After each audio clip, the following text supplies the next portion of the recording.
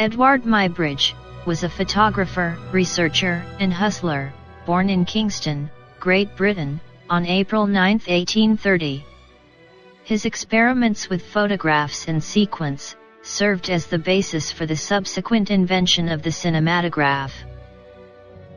Muybridge's biography, in addition to his intensive photographic experiments analyzing animals and human beings in motion, includes various professions: magician, bookseller, landscape photographer, and finally zoopraxicographer, name with which Muybridge described the process of it, and later devised to reproduce it.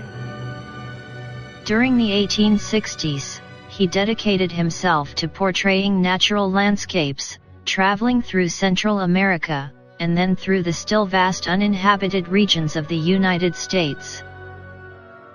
After his travels, he sold the photographed images as postcards, in the big cities under the pseudonym, Helios.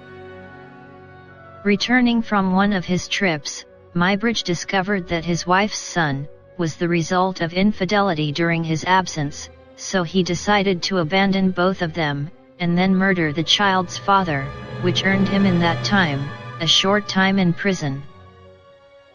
In the early 1870s, a powerful California businessman and politician, Leland Stanford, offered her to work for him, portraying his racehorse galloping.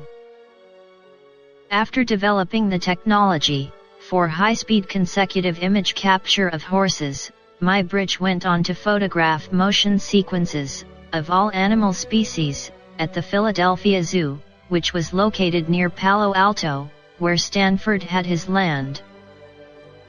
Later, he continued to photograph humans of all kinds, and in a huge variety of actions. His work on photography were edited by Stanford under the titles Animal Locomotion and Human Locomotion.